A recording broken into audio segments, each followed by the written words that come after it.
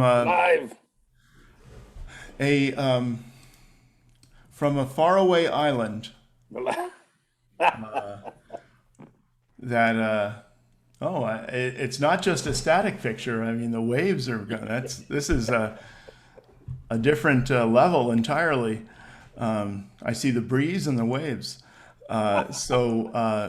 Anyway, I'd like to introduce Director Tony Estremera of a board chair of Valley Water.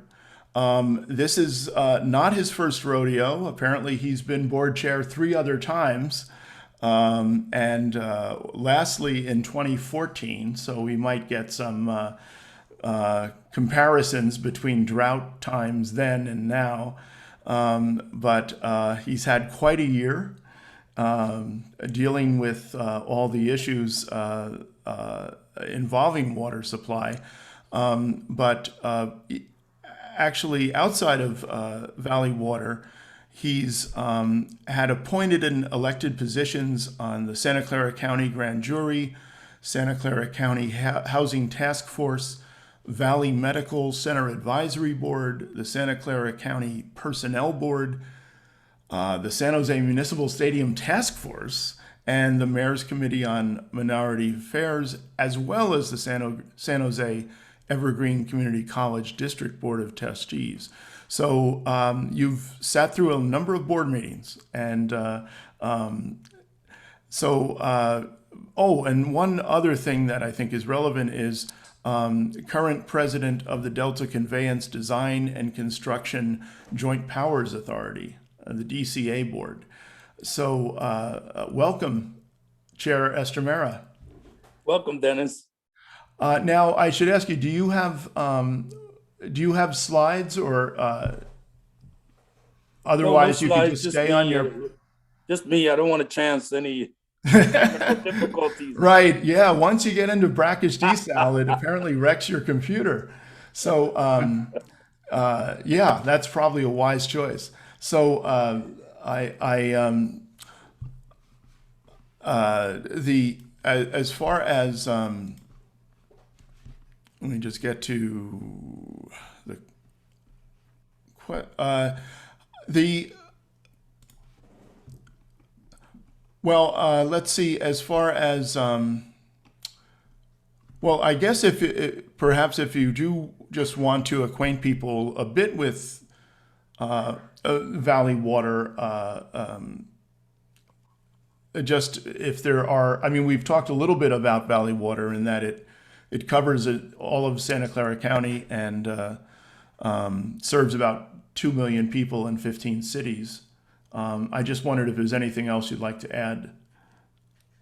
Well, we basically just provide three main functions. A safe, clean, reliable water supply, natural flood protection, because we are one of the few, I think, only two agencies and water agencies in California that also do flood control, and also environmental stewardship is one of our core missions. Well, Valley Water, or Santa Clara Valley Water District, I guess, back in the day, was founded because of subsidence issues. Correct. Yeah, and That's I right. mean, kind of ironic. I mean, it was just another valley where they over-tapped groundwater, and but early on, I guess this was like 1929. It Right. started a. So you predate Sigma by a few years. Yes. And it's in a way, it's too bad that some of the subsidence management issues, that more lessons weren't learned actually from what happened in 1929. That's true, and it's really basically the same people doing the same things. The, back then, now doing it in the Central Valley, and so and they're getting the same result, which is very negative.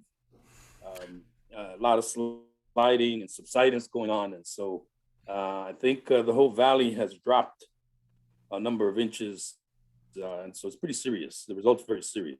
Yeah. Yeah, I mean, subsidence to me, I always think of the pipe network. I mean, how much Well, subsidence can a pipe network take? Precisely. We talk about infrastructure as if it's invisible, and it basically is to the majority of people in the community. It is, because it's underground. And so the biggest problem with subsidence is the destruction of the underground infrastructure, as you mentioned. It could be anything from PG&E lines all the way pipes and everything else that we might have buried underground will be seriously negatively impacted by that kind of situation. So when there is, what we're talking about is the sinking ground, basically. When the ground sinks, then it impacts everything underground. And yeah, it's pretty serious. Yeah. Well, this has been, talking about serious, has been quite a year for, I think I entitled this session Challenges and Decisions.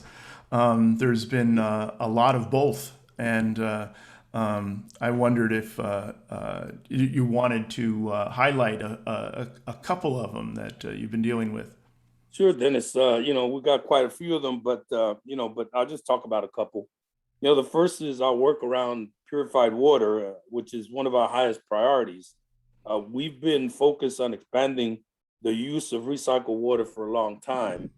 And as was described earlier, we, already operate the largest water purification facility in the Bay Area. And we're talking about trying to expand that, and our plans to expand our recycling project from 5% of our total water supply to 10%. And that's why we're moving forward on the project, and we're exploring ways to expand our current use of our advanced purified water. We believe that by working together with municipalities all in the county, that we can enhance our regional partnership that will improve our region's water sustainability and reliability. This project that we call the Purified Water Project involves constructing another advanced water purification facility, as well as pipelines that will carry purified water to groundwater recharge ponds that are located in the city of Campbell along Los Gatos Creek. And by replenishing groundwater supplies, we would ensure a resilient water supply for the county. We'd reduce the risk of land subsidence, as we were talking about sinking, and groundwater contamination by saltwater intrusion right there by the bottom of the bay, the mouth of the bay. And I bring this up because it takes multiple stakeholders working together to make this kind of infrastructure project happen. As some of you may recall, in 2019, we executed a 76-year agreement with the city of Palo Alto and Mountain View for this water recycling project. The beginning of it includes, interestingly, very uniquely, a P3 approach, which is a private public partnership in the planning, design, construction, and operation of the facility. Something that's already been done and proven very successful in Southern California, there in Orange County, and also in San Diego. So it's a very unique approach, and especially in water, it's unique. And of course, in the Bay Area and in San Jose, this is one of its kind. So we're looking forward to constructing that. We're looking forward to getting that project off the ground. We're just about in the middle of negotiations with the city of San Jose, and that also includes our negotiations, our positive negotiations with the city of Sunnyvale. We have tremendous support across the board from all of the public officials involved. The San Jose City Council last month unanimously agreed to continue negotiations with us and try and complete those by the end of the calendar year. The city of Sunnyvale will be meeting with us in a few weeks.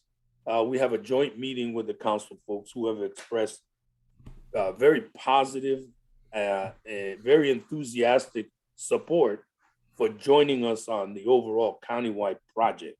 In South County, the city of Gilroy and also Morgan Hill are meeting with us in the next month to do the same and look at all the opportunities that we might have for recycling in South County. So we're very excited about our prospects. The second big challenge is one that we have with Anderson, the Anderson Dam seismic retrofit. That project involves both challenges and opportunities that I want to highlight. The Anderson Dam seismic retrofit project, we call it. As some of you know, last year, Valley Water was ordered by the Federal Energy Regulatory Commission, known as FERC, to drain Anderson Reservoir while we rebuild the dam. To comply with that order, we lowered the water levels to 3% capacity and relocated steelhead trout and other species from Coyote Creek. Additionally, we selected a contractor who will build the first of the project, which is a much larger outlet and tunnel to house it. And they're now ramping up for construction. This represents a true milestone in getting that project underway. The real challenge here is that we're now in an extreme drought. So having Anderson, our county's largest drinking water reservoir, offline for 10 years is pretty significant. But with challenges also come opportunities. And so we're taking advantage of one by submitting a request to FERC for temporary emergency storage, which we see as critical for helping us address our water supply challenges in the near term.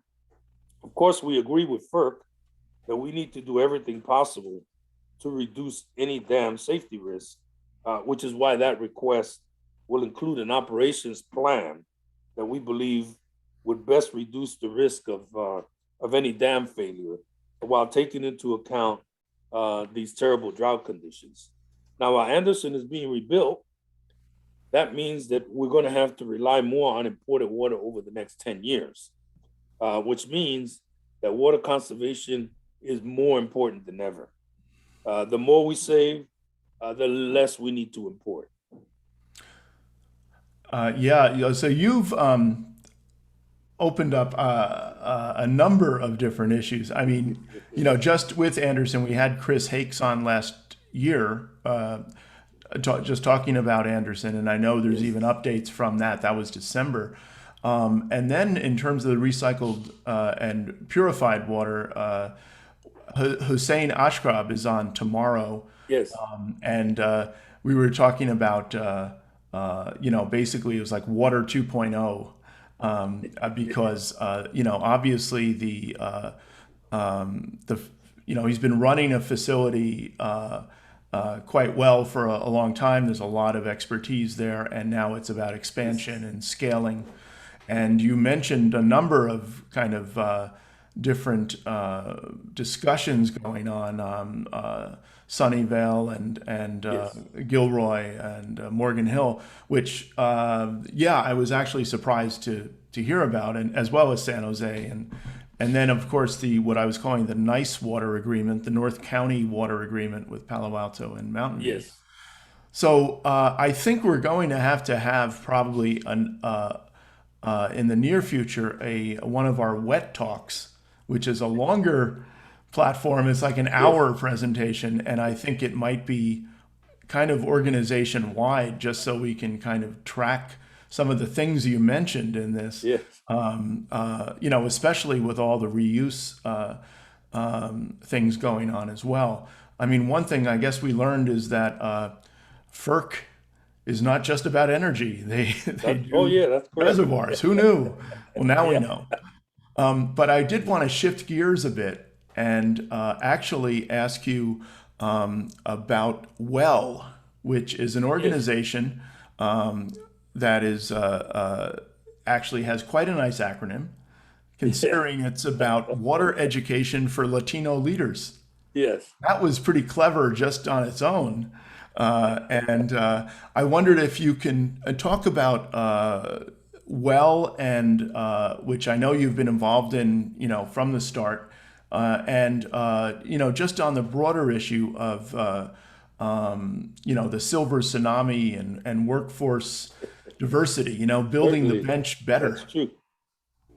Well, the mission of the organization is to educate local Latino elected officials about California water supply to promote timely and equitable actions that serve to develop a robust economy, healthy communities, and a resilient environment for all Californians. Um, as you know, most of our water policy is really executed by both public and private water boards, and that municipal public officials are generally not uh, very much involved in water policy. Um, but those are the folks that generally end up in Sacramento in our legislature, um, promoting, executing, developing water law. And so it's pretty important that they have a better orientation. Until recently, we never had a water district director elected to the legislature until recently. And so only the last few years have we had water board members join us in the legislature. So there has been quite a deficiency in the knowledge and experience in water policy and water law in the legislature. So we are dedicated to trying our best to help local public officials to learn more about water. And increasingly, since the majority of folks in California are Latinos, we figure that Latino leaders need to know a lot more about water. And what we mean by Latino leaders is any public official that is representing at least more than 10% of Latinos in their community. So that virtually means almost all public officials. That's everybody. But in any case, it's that, but also to look at equity, to deal with equity in water policy. We have an awful lot of districts across California, mostly in the Central Valley, but everywhere, where there's tremendous deficiency in water supply and quality in areas where the least of us are found. And so it's important for us to understand those districts, those situations, and be dedicated to trying our best to improve their situation. We believe that we all ought to be looking out for equity in water. So that's part of the core mission. The core mission of WELL is really an educational one. I spend time educating public officials, local public officials, about water and some of these issues that we're talking about. Yeah, so it was great just to hear, and I was just getting familiar with the organization, and and its history. I think we have QIA has been involved. Is actually QIA and the San Francisco Bay chapter are one of sponsoring organizations. And by the way, they have a really great event coming up on October 7th that we'll be promoting and talking about more tomorrow.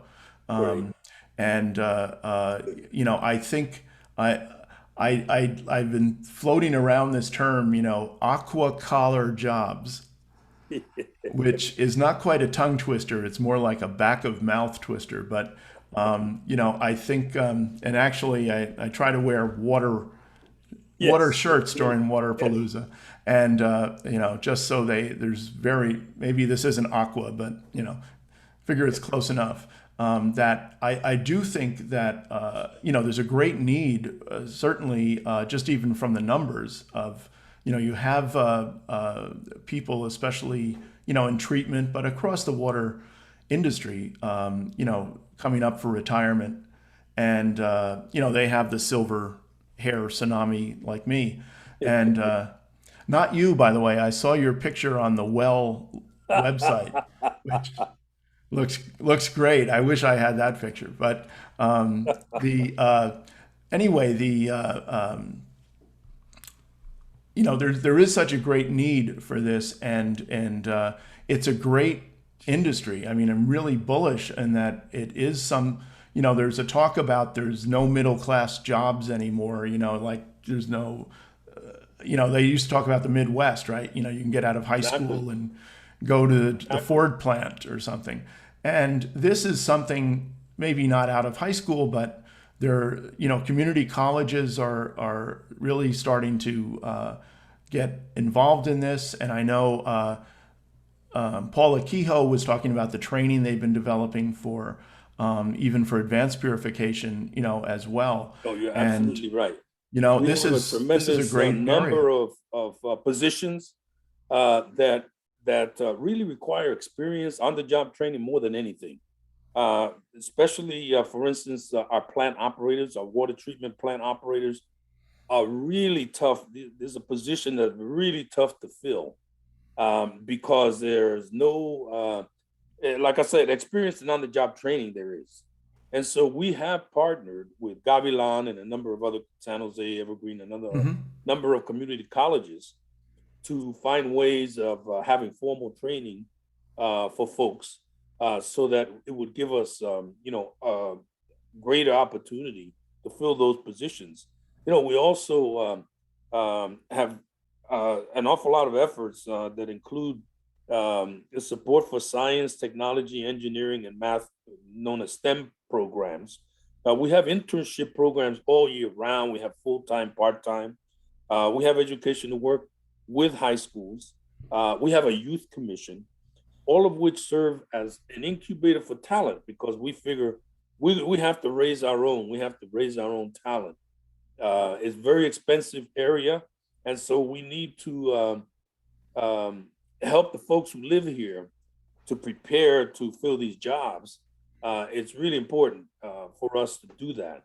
Make an investment in our community. Our community has consistently supported us, and we are trying to do the same and provide reciprocity. We're trying our best to raise our own workforce. We're dedicated, to having young folks work for us. Many of the folks that have interned with us are now fully employed with us. So you're right. We have to do the best that we can. This also includes a tremendous contribution to promoting diversity. So our Hmm. organization now looks and will continue to look more and more like our community. So we're raising our own, we're supporting our own. I think that's really important. That's the easiest way, the least destructive, the way of, and the least invasive way of promoting equity and diversity is to grow your own. Get your community prepared so that they can work in your organization so that they can run our organization. As you mentioned, when we're gray and we have our and we would start to retire, we want to make sure that these folks, as I tell, all our interns, all our high school folks, um, you guys are going to inherit us. You guys are going to inherit our organization. You guys are going to inherit our society. And so we want to do everything that we can to get you prepared and to hand over the baton. We want to make sure that not only you prepared, but you feel comfortable enough to take us to another level. And so we do everything we can with our programs to do that. Yeah. So yes, talking about handing the baton, you got me thinking too.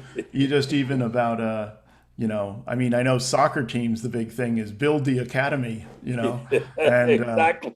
it's the smartest strategy. And I know, actually, it's been a goal of the new community choice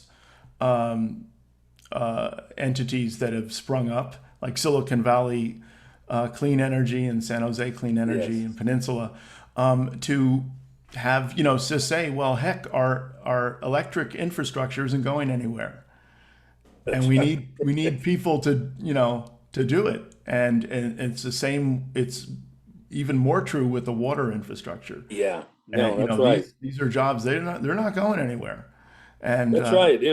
That resilience is just as important as our water supply resilience. That's yeah. right. So it isn't even just one water; it's even That's bigger. right. I'd really like to thank you as we cross the finish line, having Thank you, taken the Dennis. baton.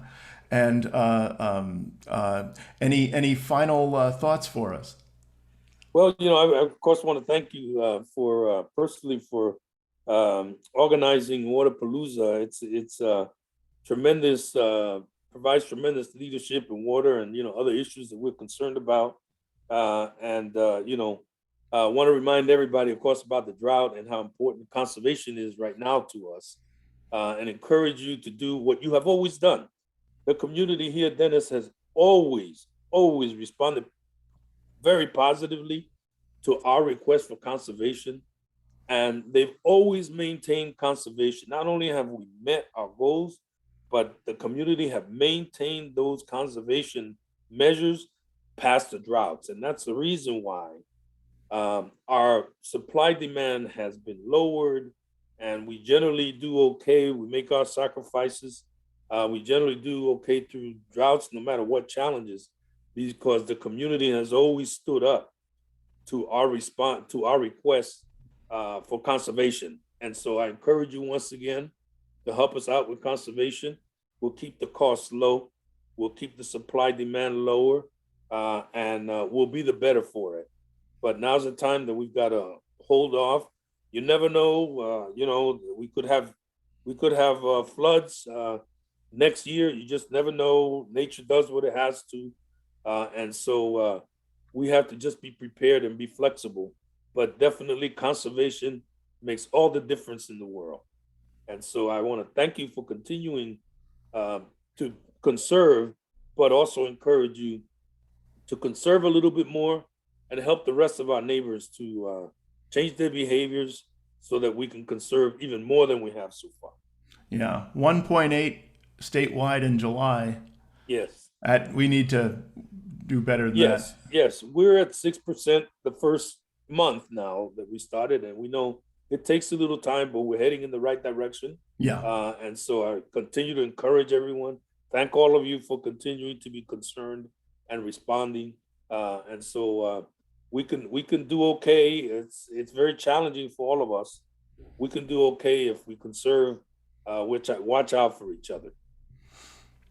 So So again, that's thank you, Dennis. certainly happy to do it. And actually, Metro Riekert was on earlier, as Oh yes, well. Chair Tony Estremera from Valley thank you. Water from his own private island.